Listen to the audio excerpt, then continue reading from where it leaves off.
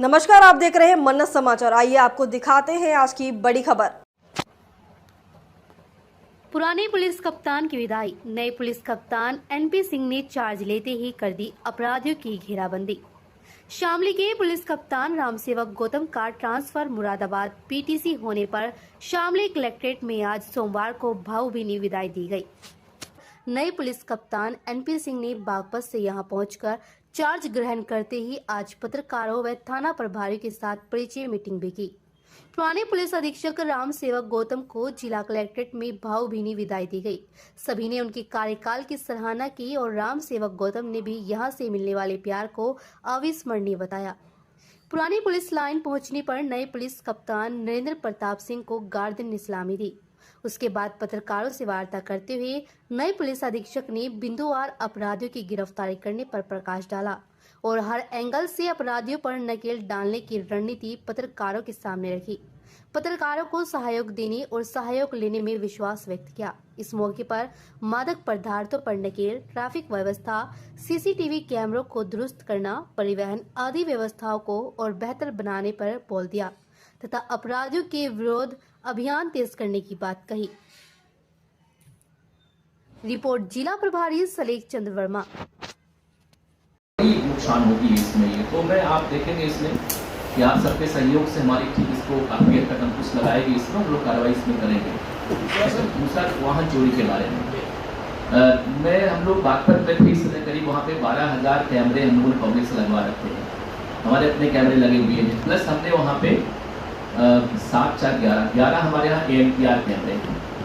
ANPR आप सबको मालूम है कि ऑटोमेटेड नंबर का निगरान जो करती है वो, और उसका सारा का चूंकि हमने स्टैटिक IP लगवा लिया है उसमें, और कंट्रोल रूम में उनकी सबके एक्सेस दे दिया है मैंने। जो भी गाड़ियाँ चोरी होती हैं हमारे यहाँ बागपत में, और अगर वो डिस्ट्रिक्ट से बाहर जाती से आपके बॉर्डर तक पकड़ी को, हमारा हिंडन पुल था या हमारा गुंडा हेड़ा था या हमारा हिंडन है वहाँ मेरठ बॉर्डर है, बरनावा हमारा है, ऐसे एरिया अगर गाड़ी निकलती है या मुख्य मुख्य चौराहे हैं, पड़ोस में हमारे यहाँ चौड़ी चुंगी है, दाहा चौराहा हमारा है, वहाँ पर अगर गाड़ी निकलेगी तो ऑटोमेटिक नंबर हमारा आउट कंडीशन उसमें हो जाएगा।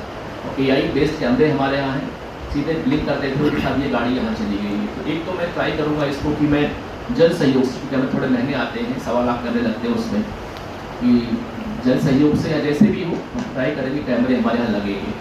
जितना अधिक लगेंगे उतना अच्छे हमको ये रिजल्ट देंगे इसमें। जी प्लीज़। जैसे अभी आगामी समय में चुनाव आ रहे हैं, परिषदीय चुनाव हो रहे हैं, और चुनाव के दौर में ये किसी से भी छिपा नहीं कि गांव में शराब, हथियार ये सब सप्लाई होता है। अभी से दावते का दौर शुरू हो गया है, क्योंकि हरियाणा यूपी संबंधी शराब बेचता है तो वहाँ से तस्करी होती है। तो उस तस्करी को रोकने के लिए हरियाणा बॉर्डर पर किस तरह की चेकिंग होगी, या फिर गाँव में किस तरह से आपकी पुलिस काम करेगी, जिससे कि मतलब जिससे अंकुश लग सके। क्योंकि जिले में 5 लोगों की मौत भी नकली शराब के शराब पीने से हो चुकी है। देखिए आपके 2 सवाल इसमें हैं। एक तो जो ग्राम पंचायत निकाय चुनाव है उसको हम अच्छे से कैसे कराएंगे, तो निश्चित मानिए आप इसमें कि अभी स्टार्ट हो गया है अभियान चलाना। तो अभी हम लोग रणनीति बना रहे हैं, आए हैं बना हुआ इसमें कि हमारे बीट कांस्टेबल गाँव में जाए, कौन कौन संभावित प्रत्याशी हैं, उनका पृष्ठभूमि क्या है और चुनाव लड़ेंगे कैसे वो लोग, चाहे ग्राम पंचायत का हो, चाहे वो विकास खंड का हो, BDC का, चाहे जिला पंचायत का हो। और निश्चित रूप से उसमें जो शराब की खपत बढ़ती है हरियाणा वाली, क्योंकि थोड़ा अंतर है उसमें रेट में उनके यहाँ। तो औसत तो हम लोग वही जो हमारे चेकिंग बिंदु हैं, जो हमारी बॉर्डर्स है, वहाँ पर हम लोग लगाएंगे, चेकिंग कराएंगे। उसमें हम लोग कैमरे हमने बताया उस पर चेकिंग हम लोग करवाएंगे। लेकिन उससे ज़्यादा इंपॉर्टेंट है कि जो वहाँ की FL5 है हरियाणा में, जहाँ से सप्लाई होती है चंडीगढ़ हरियाणा से, कुछ ऐसे बिंदु भी हम तय करेंगे जिससे कि हमारी सूचना वहाँ से हमको मिले, और मिलती भी नहीं है वो क्रियाविधि आप सबको मालूम है कैसे मिलती है।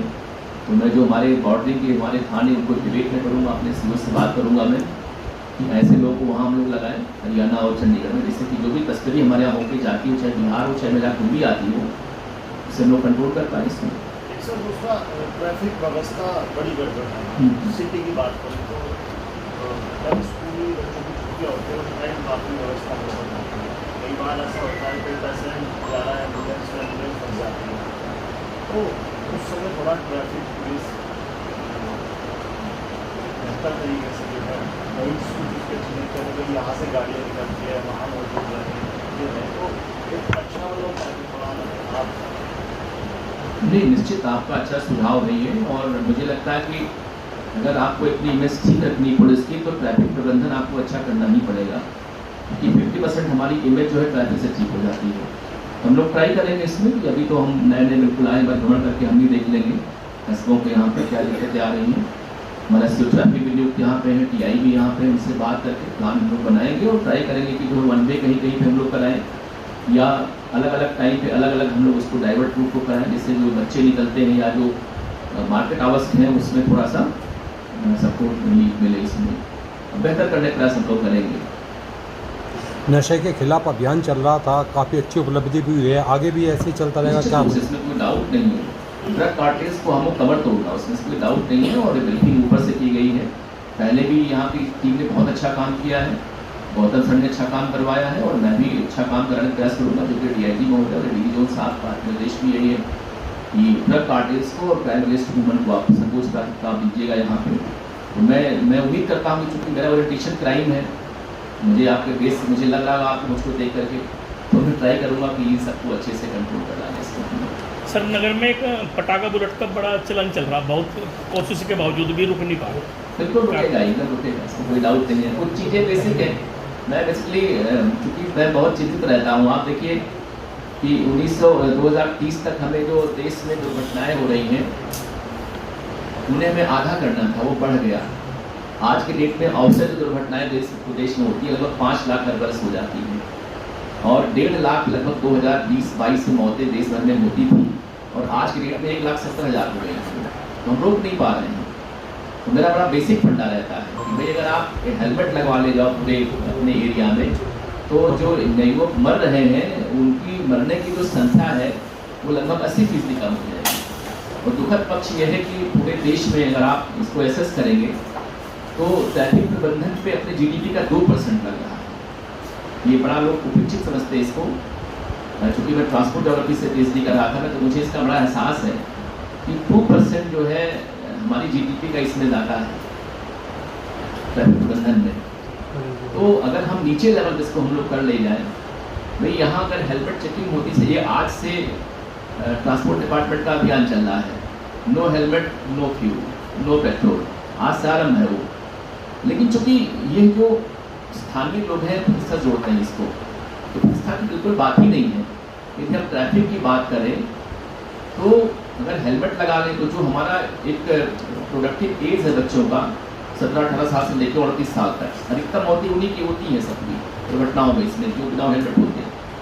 और वो प्रोडक्टिव एज उनकी होती है, वही डॉक्टर्स बनेंगे, वही इंजीनियर्स बनेंगे, वही IAS PCS BPS IPS बनेंगे, वही लोग।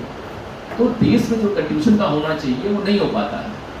तो हम सबकी जिम्मेदारी है, केवल पुलिस ही नहीं, हम समाज के लोग भी इसमें कंट्रीब्यूट करें और हेलमेट हम सब लोग लगाएं, हम सीट बेल्ट लगाएं, मोबाइल पे बात करते हुए हम गाड़ी न चलाएं। ये बहुत इंपॉर्टेंट चीज़ें ये हैं। आप देखिए छोटी छोटी बातें, बागपत में औसत है कि 2 दिन पे एक मौत होती है, वहाँ पर छोटे जिले नहीं होना चाहिए यहाँ पे, लेकिन समाज के लोग प्रतिष्ठा बना लिए कि नहीं सब हेलमेट नहीं लगाएंगे। दिल्ली घुसेंगे तो हेलमेट लगा लेंगे, बाहर आएंगे तो नहीं लगाएंगे।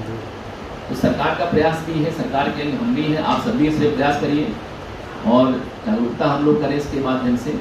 मैं तो अमर उजाला के लोग पता नहीं है कि नहीं है, मैं तो प्रशंसा करता हूँ उनकी, मैं दैनिक जागरण की। ये लोग जब भी न्यूज़ लिखते हैं किसी की डेथ होती है तो उसमें लिखते हैं कि यह व्यक्ति हेलमेट नहीं लगाए थे, हमारे यहाँ पे हाँ लिखा जाता है। तो मैं तो प्रेज करता हूँ कि ये सब छोटी चीज़ें हैं बिल्कुल, तो इससे आदमी अवेयर होता है।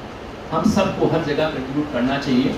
हम पुलिस के अधिकारी पर लायबिलिटी बहुत ज़्यादा है, क्योंकि हम गवर्नमेंट से पैसा हम लोग लेते हैं, तो हम तो करेंगे इसको। अनुरोध करूँगा आप सभी कि आप मेरा सहयोग करें और इस माध्यम से समाज में अवेयरनेस फैलाएं इसको। और सवाल था ड्रग कार्टेल का, वो निश्चित मान लीजिए कि इसको हम लोग तोड़ेंगे, इसमें कोई डाउट ही नहीं है, वो अभियान चलता रहेगा। मैं तो अभी से कहूँगा कि जो लोग करते हों प्लीज़ हिम्मत न करें, क्योंकि इसमें कठोरता कार्रवाई होनी है इसमें। खबरों में अब तक के लिए बस इतना ही, फिर होगी आपसे मुलाकात। तब तक के लिए नमस्कार और देखते रहिए मन समाचार।